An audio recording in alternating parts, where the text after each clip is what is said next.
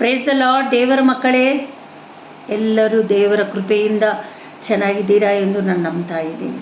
ದೇವರು ನಿಮ್ಮೆಲ್ಲರನ್ನು ಆಶೀರ್ವದಿಸಲಿ. ಈ ದಿನ ವಾಕ್ಯಕ್ಕಾಗಿ ಹೋಗುವುದಕ್ಕಿಂತ ಮುಂಚೆ ಕರ್ತನ ನಾಮ ಮಹಿಮೆ ಪಡಿಸಬೇಕು. ನಾವು ಪ್ರಾರ್ಥನೆ ಮಾಡುವುದು ಆತನ ನಾಮ ಮಹಿಮೆ ಪಡಿಸುವುದಕ್ಕೋಸ್ಕರನೇ. ಒಂದು ನಿಮಿಷ ಕಣ್ಗಳನ್ನು ಮುಚ್ಚಿ ಪ್ರಾರ್ಥನೆಯ ಮೂಲಕವಾಗಿ ಆತನ ನಾಮ ಮಹಿಮೆ ಪಡಿಸೋಣ.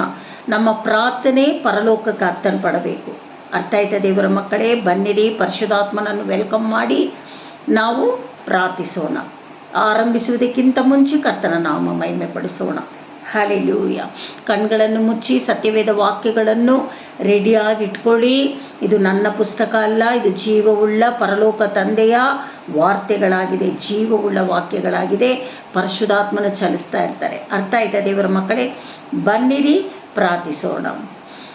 ಸ್ತೋತ್ರ ಸ್ವಾಮಿ ದೇವನೇ, ಸ್ತೋತ್ರ ಸ್ತೋತ್ರ. ಪರಿಶುದ್ಧಾತ್ಮನೇ, ನಿನ್ನನ್ನು ನಾನು ಸ್ವಾಗತ ಮಾಡ್ತಾ ಇದ್ದೀನಪ್ಪ. ಪರಿಶುದ್ಧಾತ್ಮನ ಸಾನ್ನಿಧ್ಯ ಅಭಿಷೇಕದೊಂದಿಗೆ ಈ ಸೇವೆ ಮಾಡುವುದಕ್ಕೂ ದೇವನೇ, ಯಾರ್ಯಾರು ಯೂಟ್ಯೂಬ್ ಸೇವೆಯನ್ನು ಓಪನ್ ಮಾಡಿ ನೋಡುತ್ತಾರೋ ದೇವನೇ, ಆ ನಿಮಿಷದಿಂದ ಆ ಕ್ಷಣದಿಂದ ಅವರನ್ನು ಆಶೀರ್ವದಿಸು. ನಿನ್ನ ದೈವ ಸಾನ್ನಿಧ್ಯ ಅವರು ಹೊಂದಿಕೊಳ್ಳಲು ಕೃಪೆ ಕೊಡಪ್ಪ. ಅವರವರ ಅವಸ್ಥೆಗಳು ಅವರ ಕುಟುಂಬಗಳಿಗೆ ದೇವನೇ ಆಶೀರ್ವಾದವಾಗಿರಲಿ. ದೇವನೇ ಕರ್ತಾವೆ, ಸೇವೆಯ ಮೂಲಕವಾಗಿ ನಿನ್ನ ನಾಮ ಮಹಿಮೆ ಹೊಂದಲಿ ಕರ್ತಾವೆ. ಪರಿಶುದ್ಧಾತ್ಮನ ಆಳ್ವಿಕೆ ನಾನು ಬಯಸುತ್ತಿದ್ದೇನೆ ಕರ್ತಾವೆ. ಪರಿಶುದ್ಧಾತ್ಮನೇ, ನಿನ್ನನ್ನು ನಾನು ಸ್ವಾಗತ ಮಾಡ್ತಾ ಇದ್ದೀನಿ. ಎಲ್ಲ ಮಹಿಮೆ ನಿಂಗೊಬ್ಬನಿಗೆ ಅಪ್ಪ, ನಿನ್ನ ಒಬ್ಬನಿಗೆ ಸಲ್ಲಿಸುತ್ತಿದ್ದೇನೆ, ನನ್ನ ಜೀವವುಳ್ಳ ತಂದೆಯೇ. ಆಮೇಲೆ ಆಮೇಲೆ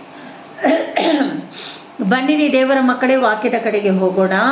ಈ ದಿನ ತೆಗೆದುಕೊಂಡಂಥ ವಾಕ್ಯ ಅರಣ್ಯಕಾಂಡ 22. ಹೋದ ವಾರ ನಾವು ಎಲ್ಲಿ ಸ್ಟಾಪ್ ಮಾಡಿದ್ವಿ? ಕತ್ತೆಯ ಕಣ್ಗಳನ್ನು ದೇವರು ತೆರೆದರು. ಬಿಳಾಮನು 3 ಸಾರಿ ಹೊಡೆದ ಮೇಲೆ ಆ ಕತ್ತೆ ಕೇಳ್ಕೊಳ್ತು, ನನ್ನನ್ನು ಯಾಕೆ ನೀನು ಹೊಡಿತಾ ಇದೀಯಾ? ನಾನು ನಿನ್ನನ್ನು ಯಾಕೆ ನನ್ನನ್ನು ನೀನು ಹೊಡಿತಾ ಇದೆಯಾ ಅಂತ ಕೇಳುವಾಗ ಬಿಳಾಮನು ಹೇಳಿದ್ದು, ನನ್ನ ಆ ಕಡೆ ಈ ಕಡೆ ದೆಸೆಯಿಂದ ಚೇಂಜ್ ಮಾಡಿ ಕರ್ಕೊಂಡೋಗಿದ್ದು ಕರೆಕ್ಟಾ ಅಂತ ಬಿಳಾಮನು ಕೇಳುವಾಗ, ಸದಾ ನಿನ್ನನ್ನು ಹೊತ್ಕೊಂಡು ಹೋಗ್ತಾ ಇರೋ ನಾನು ಯಾವತ್ತಾದರೂ ಈ ರೀತಿ ನಾನು ಮಾಡಿದ್ದೀನಾ ಅಂತ ಕತ್ತೆ ಕೇಳುತ್ತೆ. ಅರ್ಥ ಆಯ್ತಾ? ಏಕೆಂದರೆ ದೇವದೂತನು ಕತ್ತೆ ಕಣ್ಣುಗಳನ್ನು ತೆರೆದು ದರ್ಶನ ಕೊಟ್ಟಿದ್ದು, ಬಿಳಾಮನ ಕಣ್ಣು ಮುಚ್ಚಿತ್ತು. ಆಗ ದೇವರು ಬಿಳಾಮನ ಕಣ್ಗಳನ್ನು ತೆರೆದಾಗ ಮುಂದೆ ನಿಂತ ದೇವದೂತನನ್ನು ನೋಡಿ ಅಡ್ಡ ಬಿದ್ದು ನಮಸ್ಕರಿಸ್ತಾರೆ. ಅಲ್ಲಿಗೆ ನಾವು ಸ್ಟಾಪ್ ಮಾಡಿದ್ವಿ. ಇನ್ನು ಮುಂದೆ ಏನಾಗುತ್ತದೆ ಅಂತ ನೋಡಿಕೊಳ್ಳೋಣ. ಬನ್ನಿರಿ, ವಾಕ್ಯದ ಕಡೆಗೆ ಹೋಗೋಣ. 22 ಅರಣ್ಯಕಾಂಡ 22:32 ನಾವು ಈಗ ಅಭ್ಯಾಸ ಮಾಡುವವರಾಗಿದ್ದೇವೆ. ಅರ್ಥ ಆಯ್ತಾ ದೇವರ ಮಕ್ಕಳೇ? ಯೆಹೋವನ ದೂತನು, ನೀನು 3 ಸಾರಿಗೂ ನಿನ್ನ ಕತ್ತೆಯನ್ನು ಹೊಡೆದಿದ್ದಕ್ಕೆ, ನೀನು ನನಗೆ ವಿರುದ್ಧವಾದ ಮಾರ್ಗವನ್ನು ಹಿಡಿದಿದ್ದರಿಂದ ನಿನ್ನನ್ನು ತಡೆಯುವುದಕ್ಕೆ ನಾನೇ ಬಂದಿದ್ದೇನೆ. ಆ ಕತ್ತೆ ನನ್ನನ್ನು ನೋಡಿ 3 ಸಾರಿ ನನ್ನೆದುರಿನಿಂದ ಒತ್ತಟ್ಟಿಗೆ ತಿರುಗಿಕೊಂಡಿತು. ಹಾಗೆ ತಿರುಗಿಕೊಳ್ಳದಿದ್ದರೆ ನಾನು ಕತ್ತೆಯನ್ನು ಉಳಿಸಿ ನಿನ್ನನ್ನು ಕೊಂದು ಹಾಕಿ ಬಿಡುತ್ತಿದ್ದೆನು ಎಂದು ಹೇಳಿದನು. ದೇವದೂತನು ಬಿಳಾಮನ ಕಣ್ಗಳನ್ನು ತೆರೆದು ಅಡ್ಡ ಬಿದ್ದಾಗ ದೇವದೂತನು ಮಾತಾಡ್ತಾ ಇರೋದು, ನೀನು ಕತ್ತೆನ 3 ಸಾರಿ ಏನಕ್ಕೆ ಹೊಡೆದೆ? ನೀನು ನನ್ನನ್ನು ನೋಡಲಿಲ್ಲ, ಕತ್ತೆ ನನ್ನನ್ನು ನೋಡ್ತು. 3 ಸಾರಿ ನೀನು ಹೊಡೆದಿದೆಯಲ್ಲ, ಆ ಕಡೆ ಈ ಕಡೆ ತಿರುಗಿಸಿದ್ರು ನಿನಗೆ ಗೊತ್ತಾಗಲಿಲ್ಲಲ್ಲ. ನೀನು ಏನಾದರೂ ಕತ್ತೆಯನ್ನು ಉಳಿಸದೇ ಇದ್ದರೆ ನಿನ್ನನ್ನು ಕೊಂದೇ ಬಿಡ್ತಾ ಇದ್ದೆ ಅಂತ ದೇವದೂತನು ಹೇಳ್ತಾ ಇರೋದು. ಅದಕ್ಕೆ ಅದಿನ್ನು 34 ಓದಿಕೊಳ್ಳೋಣ. 34, 35. ಅದಕ್ಕೆ ಬಿಳಾಮನು, ನಾನು ಪಾಪ ಮಾಡಿದ್ದೇನೆ. ಆವಾಗ ಬಿಳಾಮನಿಗೆ ಗೊತ್ತು, ನಾನು ಪಾಪ ಮಾಡಿದ್ದೀನಿ ಅಂತ. ನಾನು ಪಾಪ ಮಾಡಿದ್ದೇನೆ, ನೀನೇ ನನಗೆದುರಾಗಿ ದಾರಿಯಲ್ಲಿ ನಿಂತಿರುವುದು ನನಗೆ ತಿಳಿಯಲಿಲ್ಲ. ನಾನು ಮಾಡುವುದು ನಿನಗೆ ಕೆಟ್ಟದ್ದಾಗಿ ತೋರಿದರೆ ಹಿಂದಕ್ಕೆ ತಿರುಗಿಕೊಳ್ಳುತ್ತೇನೆ ಅಂದಾಗ ಯೆಹೋವನ ದೂತನು ಅವನಿಗೆ, ನೋಡಿ ನಾನು ಪಾಪ ಮಾಡಿದ್ದೀನಿ. ಯಾರು ಹೇಳ್ತಾ ಇರೋದು? ಇಲ್ಲಿ ಬಿಳಾಮನ ಹೇಳ್ತಾ ಇರೋದು. ನಾನು ಪಾಪ ಮಾಡಿದ್ದೀನಿ, ನೀನು ನಿಂತಿರೋದು ನಾನು ನೋಡಲಿಲ್ಲ. ಹಾಗಿರುವಾಗ ನಾನು ಹಿಂದೆ ತಿರುಗಿ ನಿಂತ್ಕೊಳ್ತೀನಿ, ಮುಖವಾಗಿ ನಾನು ನಿಲ್ಲೋದಿಲ್ಲ ಅಂತ ಬಿಳಾಮನು ದೂತನಿಗೆ ಹೇಳ್ತಾ ಇರೋದು. ಆಗ ಆ ಮನುಷ್ಯರ ಜೊತೆಯಲ್ಲಿ ಹೋಗು, ದೂತನು ಹೇಳ್ತಾ ಇರೋದು, ಆ ಮನುಷ್ಯರ ಜೊತೆಯಲ್ಲಿ ಹೋಗು, ಆದರೆ ನಾನು ನಿನಗೆ ಹೇಳುವ ಮಾತನ್ನೇ ಹೊರತು ಬೇರೆ ಯಾವುದನ್ನು ಹೇಳಬಾರದು ಎಂದು ಹೇಳಲಾಗಿ ಬಿಳಾಮನು ಬಾಲಕನ ಪ್ರಧಾನರ ಜೊತೆಯಲ್ಲಿ ಹೊರಟನು.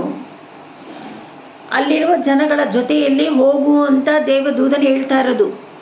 ನೀನು ಆ ಕಡೆ ಈ ಕಡೆ ತಿರುಗಿದ್ರೆ ನನ್ನ ಮಾತಿಗೆ ನೀನು ವಿಧೇಯನಾಗದಿದ್ದರೆ ನಾನು ಏನು ಮಾಡ್ತೀನಿ ಅಂತ ಹೇಳ್ತಾ ಇರೋದು, ಮೊದಲೇ ಸಾಯಿಸ್ಬಿಡ್ತೀನಿ ಅಂತ ಹೇಳಿದಾರಲ್ವಾ, ಆ ಥರ ಹೇಳಿದ್ದು. ಅದಕ್ಕೆ ನೀನು ಈ ಥರ ಅವರ ಜೊತೆಯಲ್ಲಿ ನೀನು ಹೋಗು ಅಂತ ದೂತನು ಹೇಳ್ತಾ ಇರೋದು. ಬನ್ನಿರಿ 36, 37 ಓದಿಕೊಳ್ಳೋಣ. 22ರಲ್ಲಿ, ಬಿಳಾಮನು ಬಂದ ವರ್ತಮಾನವನ್ನು ಬಾಲಕನು ಕೇಳಿ ಅವನನ್ನು ಎದುರುಗೊಳ್ಳುವುದಕ್ಕೆ ತನ್ನ ದೇಶದ ಮೇರೆಯಾದ ಅರ್ನೋನ್ ಹೊಳೆಯ ತೀರದಲ್ಲಿ ಇರುವ ಮೋವಾಬ್ಯರ ಪಟ್ಟಣಕ್ಕೆ ಹೋದನು.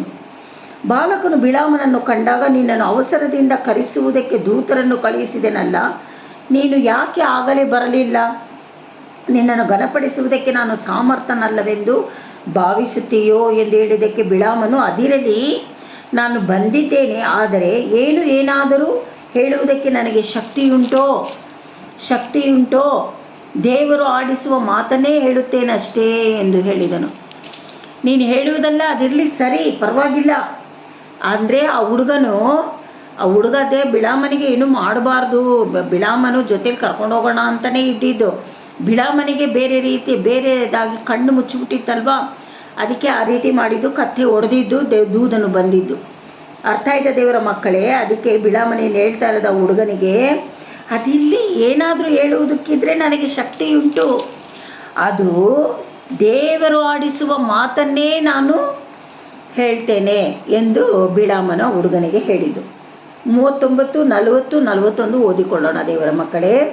ಆಗ ಬಿಳಾಮನು ಬಾಲಕನ ಜೊತೆಯಲ್ಲಿ ಹೋದನು. ಇದೆಲ್ಲ ಹೇಳಿದ ಮೇಲೆ, ಮಾತುಕತೆ ನಡೆದ ಮೇಲೆ ಬಿಳಾಮನು ಬಾಲಕನ ಜೊತೆಯಲ್ಲಿ ಹೋಗ್ತಾ ಇದ್ದಾರೆ. ಹಾಗಾದರೆ ದೇವರ ಮಕ್ಕಳೇ, ಈ ವಾಕ್ಯ ಓದ್ತಾ ಇದ್ದರೆ ನಿಮಗೇನು ಅನ್ನಿಸ್ತಾ ಇದೆ? ಒಂದೊಂದು ಸಾರಿ ದೇವರು ಅಲ್ಲಿ ಹೋಗಬೇಡ, ಇಲ್ಲಿ ಹೋಗು, ನಾನು ಹೇಳೋ ಸ್ಥಳಕ್ಕೆ ಹೋಗು ಅನ್ನೋದನ್ನ ಕೇಳಿಸಿಕೊಳ್ಳುವರು ಎಷ್ಟು ಜನ ನೀವು ಈ ರೀತಿಯಾಗಿ ನಡ್ಕೊಳ್ತಾ ಇದ್ದೀರಾ? ಬಿಳಾಮನ ರೀತಿಯಲ್ಲಿದ್ದೀರಾ? ಇಲ್ಲ ನಿಮಗೆ ಯಾರಾದರೂ ಕತ್ತೆಗಳು ನಿಮ್ಮ ಜೊತೆಯಲ್ಲಿ, ನಿಮ್ಮ ಫ್ರೆಂಡ್ಸ್ಗಳಾಗಲಿ, ಬೋಧಕರಾಗಲಿ, ವಿಶ್ವಾಸಿಗಳಾಗಲಿ, ನೆರೆಹೊರೆಯವರ ಯಾರಾದರೂ ಬುದ್ಧಿ ಹೇಳುವವರು ಇದ್ರೂ ಅವರ ಮಾತನ್ನು ಕೇಳದೇ ಇದ್ದೀರಾ? ಅದೇ ದೇವರು ಅಂಥವ್ರ ಹತ್ರನೇ ಇವತ್ತು ಮಾತಾಡ್ತಾ ಇರೋದು. ಅರ್ಥ ಆಯ್ತಾ ದೇವರ ಮಕ್ಕಳೇ? 39, 40, 41 ಓದಿಕೊಳ್ಳೋಣ. ನೀವು ವಾಕ್ಯಗಳನ್ನು ನಾವು ಧ್ಯಾನಿಸುವಾಗ ನೀವು ಅರ್ಥ ಮಾಡ್ಕೊಳ್ಬೇಕು, ನಿಮ್ಮ ವಿಷಯಗಳಲ್ಲಿ ಏನು ನಡೆದಿದೆ, ಏನು ನಡೆದಿಲ್ಲ, ಯಾಕೆ ಹಿಂಗಾಯಿತು ಎಲ್ಲ ನೀವು ಟೆಸ್ಟ್ ಮಾಡ್ಕೊಳ್ಬೇಕು. 39, 40, 41 ಓದಿಕೊಳ್ಳೋಣ ದೇವರ ಮಕ್ಕಳೇ. ಆಗ ಬಿಳಾಮನು ಬಾಲಕನ ಜೊತೆಯಲ್ಲಿ ಹೋದನು. ಅವನು ಕಿರಿಯಾತ್ ಹುಚೋತಿಗೆ ಬಂದರು. ಅದೊಂದು ದೇಶ. ಕಿರಿಯಾತ್ ಹುಚೋತಿ ಅನ್ನೋ ಊರಿಗೆ ಅವ್ರು ಬಂದರು. ಬಾಲಕನು ಹೋರಿಗಳನ್ನು ಕುರಿಗಳನ್ನು ವಧಿಸಿ ಯಜ್ಞ ಮಾಡಿ ಬಿಳಾಮನಿಗೂ ಅವನ ಸಂಗಡ ಇದ್ದ ಪ್ರಧಾನರಿಗೂ ಊಟಕ್ಕೆ ಬಡಿಸಿದನು. ನೋಡಿ, ಆ ಬಾಲಕನು ಎಲ್ಲವನ್ನು ಯಾವ ಹೋರಿಗಳನ್ನು ಕುರಿಗಳನ್ನೆಲ್ಲ ಕಟ್ ಮಾಡಿಸಿ ಅಡುಗೆ ಮಾಡಿಸಿ ಭೋಜನಕ್ಕೆ ರೆಡಿ ಮಾಡಿ ಕೊಟ್ಟನು. 41 ಮರುದಿನ ಬೆಳಗ್ಗೆ ಬಾಲಕನು ಬಿಳಾಮನನ್ನು ಕರ್ಕೊಂಡು ಬಾಳೆಂಬ ದೇವತೆಯ ಪೂಜಾ ಸ್ಥಳಗಳಲ್ಲಿದ್ದ ಗುಡ್ಡವನ್ನು ಹತ್ತಿ ಇಸ್ರಾಯೇಲರ ಒಂದು ಭಾಗವನ್ನು ಅಲ್ಲಿಂದ ತೋರಿಸಿದನು. ಮರುದಿನ ಬೆಳಗ್ಗೆ ಬಿಳಾಮನನ್ನು ಕರ್ಕೊಂಡು ಹೋಗ್ಬಿಟ್ಟು ಆ ಬಾಲಕನು ಬಾಳೆಂಬ ದೇವತೆಯ ಪೂಜಾ ಸ್ಥಳಗಳಲ್ಲಿದ್ದ ಒಂದು ಗುಡ್ಡ ಇದೆ, ಅಂದರೆ ಬೆಟ್ಟ ಇದೆ. ಆ ಬೆಟ್ಟ ಹತ್ತಿ ಇಸ್ರಾಯೇಲರ ಒಂದು ಭಾಗವನ್ನು, ಇಸ್ರಾಯೇಲರ ಒಂದು ಗೂಡಾರದ ಒಂದು ಸ್ಥಳವನ್ನು ಬಿಳಾಮನಿಗೆ ತೋರಿಸ್ಕೊಡ್ತಾ ಇದ್ದಾನೆ ಆ ಬಾಲಕನು. ಅರ್ಥ ಆಯ್ತಾ ದೇವರ ಮಕ್ಕಳೇ? ಹಾಗಾದರೆ ನಮಗೂ ಒಂದು ಸ್ಥಳ ದೇವ್ರು ತೋರಿಸ್ಕೊಡ್ತಾರೆ. ದೇವ್ರು ನಮ್ಮ ಹತ್ರ ಮಾತಾಡಿರ್ತಾರೆ, ನಾನು ನಿನಗಿದು ಕೊಡ್ತೀನಿ, ನೀನು ಇಲ್ಲೇ ಇರು ಅಂತಲೂ ಹೇಳಿರ್ತಾರೆ. ಇಲ್ಲ, ನಾನು ನಿನಗೆ ಅದನ್ನು ಕೊಡ್ತೀನಿ, ಯಾವುದಂತ ನನಗೆ ಗೊತ್ತಿಲ್ಲ. ನಿಮ್ಮ ಹತ್ರ ಏನು ದೇವ್ರು ಮಾತಾಡಿದಾರಂತ ಗೊತ್ತಿಲ್ಲ. ನನ್ನ ಹತ್ರ ಮಾತಾಡಿರೋದು ದೇವರು ಮಾತಾಡಿದ್ದಾರೆ, ಕೊಡ್ತೀನಿ ಅಂತ ವೆಯ್ಟ್ ಮಾಡ್ತೀನಿ. ಅರ್ಥ ಆಯ್ತಾ? ಖಂಡಿತವಾಗ್ಲೂ ಅದು ಕೊಟ್ಟೇ ಕೊಡ್ತಾರೆ. ಅದು ದೇವರಿಗೂ ನಮಗೂ ಮಧ್ಯಸ್ಥಿಕೆ. ಅರ್ಥ ಆಯ್ತಾ ದೇವರ ಮಕ್ಕಳೇ? ನಾವು ಮನೆ ಶಿಫ್ಟ್ ಮಾಡಬೇಕಾದರೂ ನೋಡಿ, ನಾನು ಈಗ ಮನೆ ಶಿಫ್ಟ್ ಮಾಡ್ತಾ ಇದ್ದೀನಿ. ಅರ್ಥ ಆಯ್ತಾ? ನನ್ನ ಮನೆ ಸೇಮ್ ಬಿಲ್ಡಿಂಗು. ಅರ್ಥ ಆಯ್ತಾ ದೇವರ ಅದು ದೇವರ ಕೃಪೆಯಿಂದ ಹೋಗಿ ವಾಸ ಮಾಡೋದು. ಹಾಗಾದರೆ ದೇವರು ನಾನು ನಿನಗೆ ಕೊಡ್ತೀನಿ, ಈ ಸ್ಥಳಕ್ಕೆ ಹೋಗು ಕೇಳದೆ ಆ ಕಡೆ ಈ ಕಡೆ ಹೋಗುವಾಗ ನಮ್ಮ ಜೊತೆಯಲ್ಲಿರುವವರ ಮೂಲಕವಾಗಿ ಎಚ್ಚರಿಕೆ ಕೊಡ್ತಾರೆ, ದೇವದೂತನನ್ನು ಕಳುಹಿಸಿ. ಅದಕ್ಕೂ ನಾವು ಬಗ್ಗದೇ ಇದ್ದರೆ ನಮಗೊಂದು ಥರ ಚಿಕ್ಕ ಶಿಕ್ಷೆ ಆಗುತ್ತದೆ, ಹೊಡಿತಾರೆ ದೇವರು. ಅರ್ಥ ಆಯ್ತಾ? ನೀನು ನನ್ನ ಮಾತು ಕೇಳಲಿಲ್ವೇ ಅಂತ. ಅದಕ್ಕೇ ದೇವರು ಹೇಳಿದ ಹಾಗೆ ನಡ್ಕೊಳ್ಳುವುದು ಒಳ್ಳೆಯದು. ಅರ್ಥ ಆಯ್ತಾ ದೇವರ ಮಕ್ಕಳೇ? ಅದಕ್ಕೆ ಅಲ್ಲವಾ ಪರಿಶುದ್ಧಾತ್ಮ ನಮಗೆ ಕೊಟ್ಟಿರೋದು. ಪರಿಶುದ್ಧಾತ್ಮ ನಮ್ಮನ್ನು ಕೈ ಹಿಡಿದು ನಡೆಸ್ತಾರೆ. ಒಂದು ವೇಳೆ ಪರಲೋಕದಿದ್ದ ಪರಿಶುದ್ಧಾತ್ಮನು ಹೇಳುವಾಗ ನಾವು ಕೇಳದೇ ಬಿಡ್ತೀವಿ. ಪರಿಶುದ್ಧಾತ್ಮನ ಮನಸ್ಸನ್ನು ನೋಯಿಸಬಾರ್ದು ಅಂತ ದೇವರು ಹೇಳಿದ್ದಾರೆ. ಅರ್ಥ ಆಯ್ತಾ? ನಾವು ಮಾಡ್ತೀವಿ, ನಮ್ಮ ಮನುಷ್ಯರು ತಪ್ಪು ಮಾಡಿಬಿಡ್ತೀವಿ. ದೇವ್ರು ಕ್ಷಮಿಸಲು ಶಕ್ತನಾಗಿದ್ದಾನೆ. ಅರ್ಥ ಆಯ್ತಾ ದೇವರ ಮಕ್ಕಳೇ? ಹಾಗಾದರೆ ಈ ದಿನಗಳಲ್ಲಿ ನಾವೇನು ಕಲ್ತಿದ್ದೀವಿ?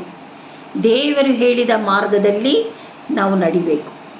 ದೇವರು ಕೊಟ್ಟಿರುವ ಕಟ್ಟಳೆಯ ಪ್ರಕಾರವಾಗಿ ನಾವು ನಡಿಬೇಕು.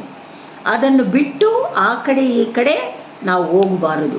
ನಮಗೆ ಆಶೀರ್ವಾದ ಬರಬೇಕಂದ್ರೆ, ರೋಗ ಸೌಖ್ಯ ಬರಬೇಕಂದರೆ, ಕುಟುಂಬದಲ್ಲಿ ಶಾಂತಿ ಇಲ್ಲ, ಕ್ರಿಸ್ತೇಶುವಿನ ಶಾಂತಿ ಸಮಾಧಾನ ನಮಗೆ ದೊರಕಬೇಕಾದ್ರೆ ದೇವರ ಕಟ್ಟಳೆಗಳನ್ನು ನಾವು ಪಾಲಿಸಬೇಕು. ಅರ್ಥ ಆಯ್ತಾ ದೇವರ ಮಕ್ಕಳೇ? ಆ ಕಡೆ ಈ ಕಡೆ ನಿಮ್ಮ ಮನಸ್ಸನ್ನು ಬಿಗಿಯಾಗಿ ಹಿಡ್ಕೊಳ್ಬೇಕು. ನೀವು ಪರಿಶುದ್ಧಾತ್ಮನ ಹತ್ರ ಕೇಳಬೇಕು. ನಮಗೆ ಪರಿಶುದ್ಧಾತ್ಮನೇ ದಾರಿ ತೋರಿಸೋದು. ದೇವದೂತನು ದಾರಿ ತೋರಿಸುವವರು ಇದ್ದಾರೆ. ವಿಮೋಚನಾ ಕಾಂಡ 23:20 ದೇವದೂತನು ನಮ್ಮ ದಾರಿಗಳನ್ನು ಸರಿಪಡಿಸಿ ನಡೆಸುವ ದೇವದೂತನು. ಅರ್ಥ ಆಯ್ತಾ ದೇವರ ಮಕ್ಕಳೇ? 91:11 ನಮಗೆ ಎಡವಿ ಬೀಳದೇ ಇರುವ ಹಾಗೆ ನಮ್ಮನ್ನು ಕಾಪಾಡುವ ದೇವದೂತನು. ಈ ದೇವದೂತ ವಾಕ್ಯಗಳನ್ನೆಲ್ಲ ನೀವು ಅಭ್ಯಾಸ ಮಾಡಿ ವಾಕ್ಯಗಳನ್ನಿಟ್ಟು ಪ್ರಾರ್ಥನೆ ಮಾಡಬೇಕು. ಅರ್ಥ ಆಯ್ತಾ ದೇವರ ಮಕ್ಕಳೇ? ದೇವರು ಈ ವಾಕ್ಯದ ಮೂಲಕವಾಗಿ ನಿಮ್ಮ ಬಲಪಡಿಸಲಿ ಎಂದು ನಾನು ದೇವರ ಹತ್ರ ಪ್ರಾರ್ಥಿಸ್ತೀನಿ. ಅದೇ ರೀತಿಯಲ್ಲಿ ದೇವರ ನಾಮ ಮಹಿಮೆ ಹೊಂದಲಿ. ಈ ವಾಕ್ಯ ನೀವು ನನ್ನ ಮೂಲಕ, ನಿಮ್ಮ ಮೂಲಕ ಕುಟುಂಬಕ್ಕೆ, ನಿಮ್ಮ ಕುಟುಂಬಗಳಿಗೆ ಆಶೀರ್ವಾದ ದೊರಕುವಂತೆ ಕರ್ತನಾದ ಪರಿಶುದ್ಧಾತ್ಮನ ಮೂಲಕವಾಗಿ ಪರಲೋಕದಲ್ಲಿ ಸಿಂಹಾಸನದಲ್ಲಿ ಕೊಡುತ್ತಿದ್ದ ನನ್ನ ಯೇಸುವಿನ ನಾಮ ಮಹಿಮೆ ಹೊಂದಲೆಂದು ಸಂತೋಷದಿಂದ ನಾವು ಆಲಯಕ್ಕೆ ಹೋಗೋಣ. ಅರ್ಥ ಆಯ್ತಾ ದೇವರ ಮಕ್ಕಳೇ? ನಿಮ್ಮೆಲ್ಲರನ್ನು ಆಶೀರ್ವದಿಸಲಿ. God bless you.